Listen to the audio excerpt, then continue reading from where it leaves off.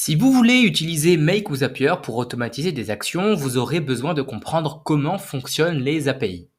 Chaque service en ligne a son API, c'est comme un petit robot, et nous on va se connecter à ce robot pour qu'il fasse des actions de manière automatique au sein du service auquel il est rattaché. Par exemple, le robot de Slack, l'API de Slack, peut aller chercher un message spécifique, peut aller modifier le nom d'un channel, peut aller publier un nouveau message. Le robot de Instagram peut aller chercher un compte spécifique, peut aller créer un nouveau post ou une nouvelle story, peut aller modifier un commentaire. Pour prendre l'exemple de LinkedIn, par exemple, l'avantage d'utiliser une API, c'est que plutôt que de faire à la main, d'ouvrir son navigateur, de taper dans Google LinkedIn, de se connecter, de cliquer sur publier un nouveau post, d'écrire son nouveau post, etc. Ce qu'on peut faire, c'est utiliser l'API de LinkedIn et envoyer automatiquement tous les matins à 7 heures du matin un nouveau post. Donc, pour les humains, une interface, c'est très pratique. Pour les ordinateurs et les robots, une API, c'est tout aussi pratique. Une fois qu'on a compris ça, les API de chaque service, de Instagram, de LinkedIn, de Google Docs ou autre, peuvent généralement faire 4 catégories d'actions. La première, c'est le type d'action get, c'est-à-dire aller récupérer des informations. Par exemple, aller récupérer une liste d'informations sur Slack ou une liste de comptes sur Instagram.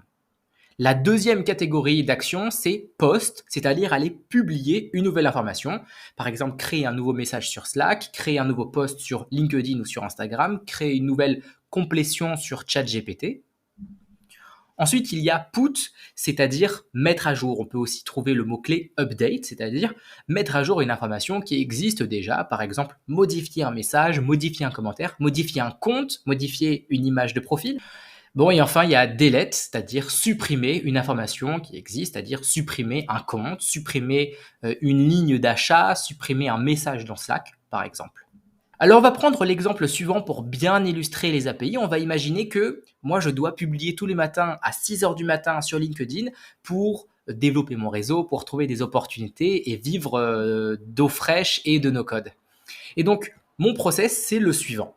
On va imaginer que tous les matins, je me réveille à 6 heures du matin avec un réveil qui me casse la tête et que rapidement, avec mes yeux plissés, j'ouvre un fichier Google Sheets qui s'appelle idée de poste et je vais chercher parmi un des posts que j'ai préparé à l'avance, c'est des idées. Voilà. Donc, je copie une idée de poste et maintenant je me rends dans ChatGPT et je vais lui donner un prompt en disant voici une idée de publication, je voudrais que tu me construises un post LinkedIn avec 3 emojis, pas de hashtag, tu sautes une ligne à chaque fois. Je copie-colle tout ça avec mes yeux encore pleins de croûte et maintenant je me rends sur mon compte LinkedIn et je vais publier un nouveau post et je trouve une photo dans ma galerie, voilà, et je me débrouille comme ça. Donc en soi, ça marche. L'inconvénient, c'est que tous les matins, je dois mettre un réveil, que tous les matins, je dois ouvrir 3 interfaces de Google Sheets, de ChatGPT et de LinkedIn, et que voilà, c'est des tâches hyper répétitives. Peut-être que j'ai moyen d'utiliser les API de Google Sheets, de ChatGPT et de LinkedIn pour automatiser ces actions et ne plus avoir un réveil à 6 heures du matin et des croûtes dans les yeux.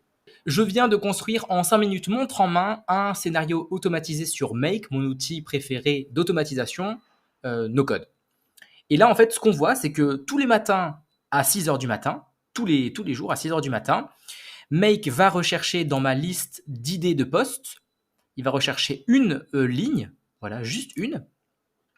Il va faire rentrer l'idée de poste dans ChatGPT à travers un prompt qui sera quasiment toujours le même, sauf ce qui a été retrouvé dans le premier module. Et enfin, il va créer un nouveau post sur LinkedIn à partir du résultat de ChatGPT. Et donc, comme je vous disais, on va utiliser 2 catégories d'actions parmi les 4 catégories d'actions qui existent. Avec Google Sheets, eh bien, on va utiliser le type d'action get. Ensuite, on va poster, on va créer une nouvelle complétion dans ChatGPT. Et enfin, on va créer un nouveau post LinkedIn sur LinkedIn. Voilà, tout simplement. On va tenter de lancer le scénario pour de vrai au moins une fois. Il y a un post qui a été une idée de post sur Google Sheets qui a été trouvée, une complétion qui a été effectuée sur ChatGPT et un post qui a été publié sur mon LinkedIn qu'on va tout de suite aller supprimer. Eh bien, si je vais regarder là-dessus, et voilà. Vous cherchez à automatiser certaines actions et à gagner un temps précieux. Parlons des API. Bon, je vais tout de suite supprimer ce post, mais en principe, c'est bien le genre de post qui a été créé dans ChatGPT. Donc, voilà comment utiliser les API pour automatiser des actions. Et typiquement, dans ce cas, je vais pouvoir continuer de dormir jusqu'à un peu plus tard et profiter en fait tout simplement des API. Voilà, j'espère que vous avez un peu mieux compris les API à travers cette vulgarisation. Encore une fois, c'est un peu plus technique que ça. On ne parle pas vraiment de robots, c'est plus avancé que ça, mais vulgarisons. On n'a pas besoin de tout comprendre tout de suite. En tous les cas, si vous avez appris quelque chose, n'hésitez pas à laisser un petit like ou un commentaire, ça aide toujours à la visibilité.